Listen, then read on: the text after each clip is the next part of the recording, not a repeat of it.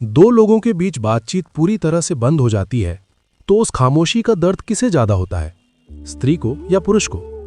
आज मैं आपको बताऊंगा एक ऐसी मनोवैज्ञानिक सच्चाई जो शायद आपने कभी नहीं सोची होगी। और अगर आप इस वीडियो को अंत तक देखेंगे तो आपको पता चलेगा कि ये खामोशी सिर्फ दर्द नहीं देती बल्कि किसी एक की पूरी दुनिया को तोड़ देती है। इस वीडियो में मैं आपको बताऊंगा खामोशी के पीछे का असली मनोविज्ञान, स्त्री और पुरुष के दिमाग में क्या चलता है और सबसे महत्वपूर्ण, समय के साथ ये दर्द कैसे बदलता है। और हाँ, कमेंट में जरूर बताइएगा आपके हिसाब से किसे ज्यादा दर्द होता है। मुझे आपकी राय जाननी है। आइए शुरुआत से समझते हैं। जब कोई रिश्ता शुरू होता है तो बातें कभी खत्म नहीं होती। फोन पर घंटों, मिलने पर बिना रुके हर छोटी बात, हर एहसास साझा होता है। सुबह उठते ही पहला मैसेज, रात को सोने से पहले आखिरी बात। लेकिन धीरे धीरे कुछ बदलने लगता है। पहले जवाब देर से आने लगते हैं, बस 5 मिनट कहकर घंटे निकल जाते हैं। फिर एक एक शब्द में बात खत्म होने लगती है।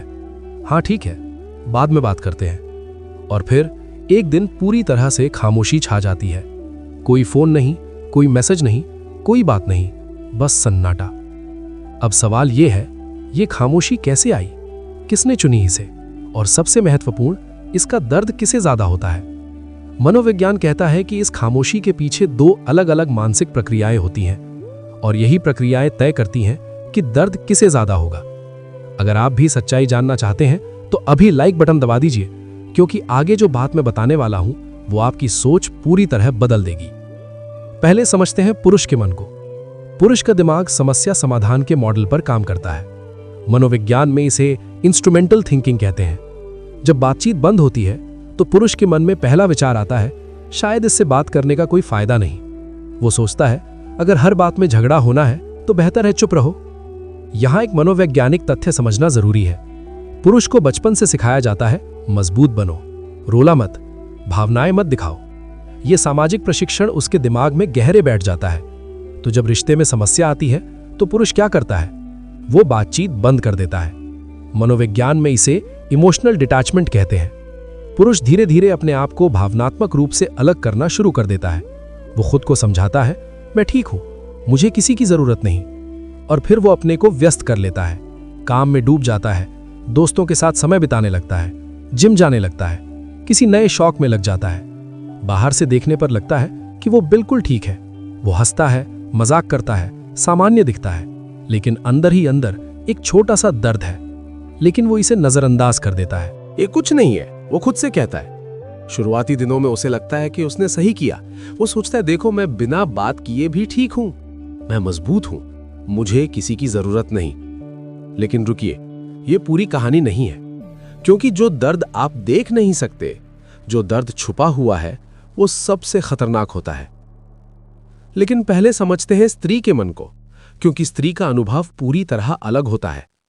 अगर आप अभी तक वीडियो देख रहे हैं और ये दिलचस्प लग रहा है तो लाइक बटन जरूर दबाइए। अब बात करते हैं स्त्री के मन की। स्त्री का दिमाग संबंध केंद्रित होता है। मनोविज्ञान में इसे रिलेशनल थिंकिंग कहते हैं। स्त्री के लिए बातचीत सिर्फ शब्दों का आदान प्रदान नहीं होती, ये भावनात्मक जुड़ाव का प्रमाण होती है। जब बातचीत बंद होती है तो स्त्री के मन में एक तूफान उठता है। हजारों सवाल, हजारों विचार। मैंने क्या गलती की? क्या मैं इतनी भी महत्वपूर्ण नहीं थी? क्या हमारी सारी बातें झूठी थीं? क्या वो कभी मुझसे प्यार करता भी था?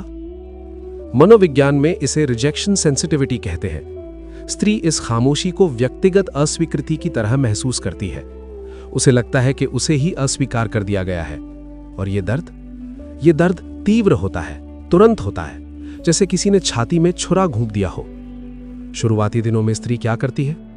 वो फोन देखती रहती है, बार बार मैसेज चेक करती है। शायद आज बात करेगा, वो सोचती है। रात में नींद नहीं आती, हर पल वही सोच चलती रहती है। काश मैं कुछ और कह पाती, काश मैंने अलग तरीके से बात की होती। वो खुद को दोषी मानने लगती है। मैंने ही कुछ गलत किया होगा, मैं ही कमजोर हूं। मनोविज्ञान में इसे इंटरनल एट्रीब्यूशन कहते हैं, खुद को दोष देना। कुछ दिन बीतते हैं, स्त्री कोशिश करती है बात करने की। एक मैसेज भेजती है, हम बात कर सकते हैं, लेकिन जवाब नहीं आता, या फिर आता है अभी नहीं। और ये अभी नहीं ही 2 शब्द स्त्री के दिल में एक और जख्म बना देते हैं। अब तक आपको क्या लग रहा है क्या स्त्री को ज्यादा दर्द हो रहा है या पुरुष चुपचाप अंदर ही अंदर पिघल रहा है? कमेंट में बताइए, क्या आपने भी कभी ऐसी खामोशी महसूस की है? आपका अनुभव क्या रहा? मैं हर कमेंट पढ़ता हूं और जवाब देता हूं। तो अब तक तो लगता है कि स्त्री को ज्यादा दर्द होता है ना? शुरुआती चरण में हाँ बिल्कुल, स्त्री तुरंत तीव्रता से इस दर्द को महसूस करती है। वो टूटती है, रोती है, तड़पती है। लेकिन अब आता है मनोविज्ञान का सबसे दिलचस्प और चौंकाने वाला मोड़, समय का खेल। पहले 3 महीने, क्योंकि दर्द सिर्फ शुरुआत में नहीं मापा जाता, असली परीक्षा तो समय के साथ होती है। आइए देखते हैं कि पहले 3 महीनों में क्या होता है। स्त्री, पहला महीना। पहले हफ्ते स्त्री को लगता है कि वो जी नहीं पाएगी। हर चीज उसे उसी व्यक्ति की याद दिलाती है। कोई गाना बजता है तो रोना आ जाता है, कोई जगह देखती है तो यादें ताज़ा हो जाती हैं। लेकिन दूसरे हफ्ते से कुछ बदलने लगता है। वो अपनी सहेलियों से बात करती है, रोती है, अपना दुख बांटती है, और मनोविज्ञान कहता है ये इमोशनल कथारसिस है, दर्द को बाहर निकालना। तीसरे चौथे हफ्ते तक स्त्री धीरे धीरे स्वीकार करना शुरू कर देती है। शायद ये रिश्ता मेरे लिए ठीक नहीं था, वो सोचती है। पहले महीने के अंत तक दर्द अभी भी है, लेकिन थोड़ा कम तीव्र है। पुरुष, पहला महीना। पुरुष, वो अभी भी खुद को व्यस्त रखे हुए हैं। काम, दोस्त, जिम, गेम्स, वो बाहर से बिल्कुल ठीक दिखता है। रात में कभी कभी उसे याद आती है वो व्यक्ति, लेकिन वो तुरंत अपना ध्यान भटका लेता है। सोचने से क्या फायदा, वो खुद से कहता है। उसे लगता है कि उसने सही किया, मैं मजबूत हूं, मुझे किसी की जरूरत नहीं। दूसरा और तीसरा महीना। स्त्री धीरे धीरे आगे बढ़ने लगती है।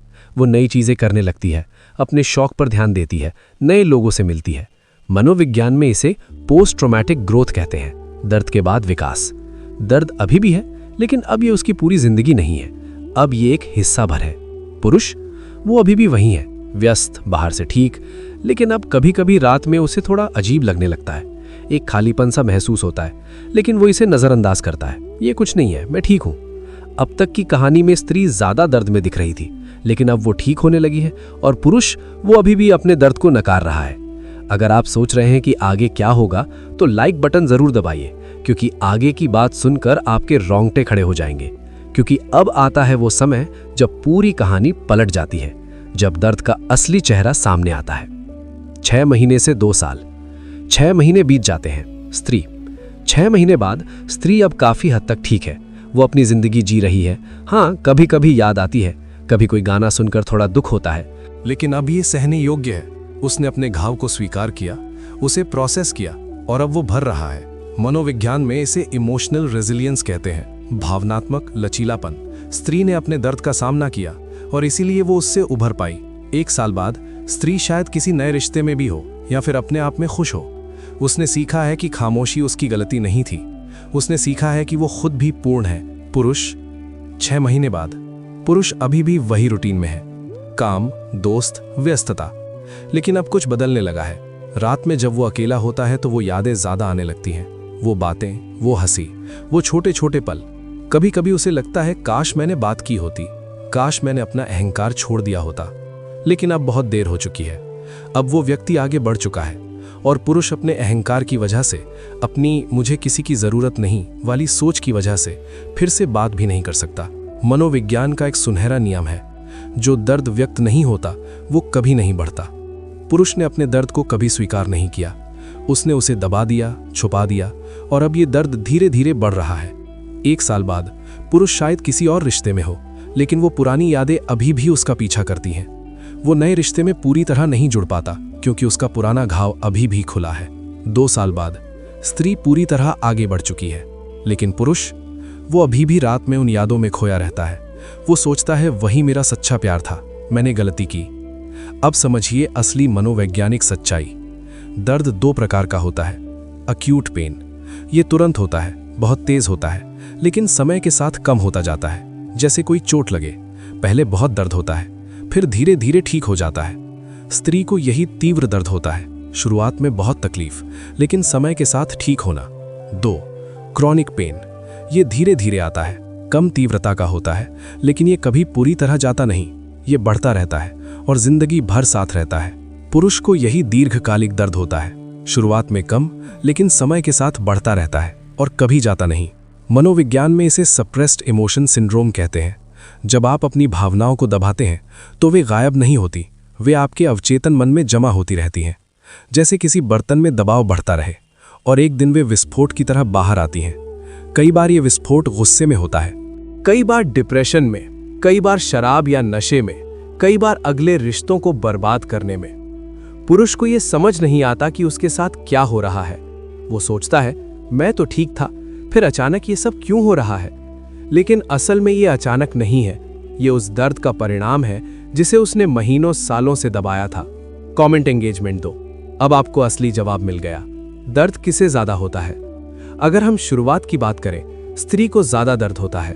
वो तड़पती है, रोती है, टूटती है। लेकिन अगर हम पूरी जिंदगी की बात करें, लंबी अवधि की बात करें, पुरुष को ज्यादा दर्द होता है, क्योंकि उसका दर्द कभी ठीक नहीं होता, कभी व्यक्त नहीं होता। कमेंट में लिखिए, स्त्री या पुरुष, आपके हिसाब से किसे ज्यादा दर्द होता है और क्यों? आपकी राय मेरे लिए बहुत महत्वपूर्ण है। अगर आप इस मनोवैज्ञानिक विश्लेषण से सहमत हैं तो लाइक करना मत भूलिएगा। जवाब है सामाजिक कंडीशनिंग। मनोविज्ञान में जेंडर सोशलाइजेशन एक महत्वपूर्ण अवधारणा है। बचपन से लड़कों और लड़कियों को अलग अलग तरीके से सिखाया जाता है। लड़कियों को सिखाया जाता है भावनाएं व्यक्त करो, रोना ठीक है, दूसरों से बात करो, रिश्ते महत्वपूर्ण है। इसीलिए जब स्त्री को दर्द होता है तो वो इसे व्यक्त करना जानती है। वो रोती है, बात करती है, अपना दुख बांटती है और यही उसे ठीक होने में मदद करता है। लड़कों को सिखाया जाता है मजबूत बनो, लड़के नहीं रोते, भावनाएं कमजोरी हैं, खुद पर निर्भर रहो। इसीलिए जब पुरुष को दर्द होता है तो वो इसे छुपाना सीख चुका होता है। वो सोचता है अगर मैं रोया या दुख दिखाया तो लोग मुझे कमजोर समझेंगे। ये सामाजिक कंडीशनिंग पुरुष के लिए एक जेल बन जाती है। वो अपने दर्द में कैद हो जाता है, लेकिन किसी को बता नहीं सकता।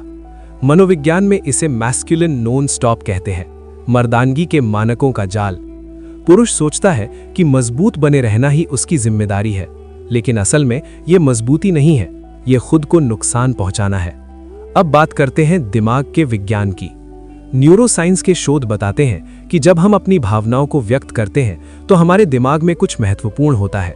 जब स्त्री रोती है या अपना दुख किसी से बांटती है तो उसके दिमाग में ऑक्सीटोसिन नामक हार्मोन रिलीज होता है। इसे बॉन्डिंग हार्मोन भी कहते हैं। ये उसे शांति और राहत देता है। साथ ही भावनाओं को व्यक्त करने से दिमाग का प्रीफ्रंटल कॉर्टेक्स सक्रिय होता है। यह हिस्सा तर्क और समझ से जुड़ा है। इसीलिए स्त्री धीरे धीरे अपनी स्थिति को समझ पाती है।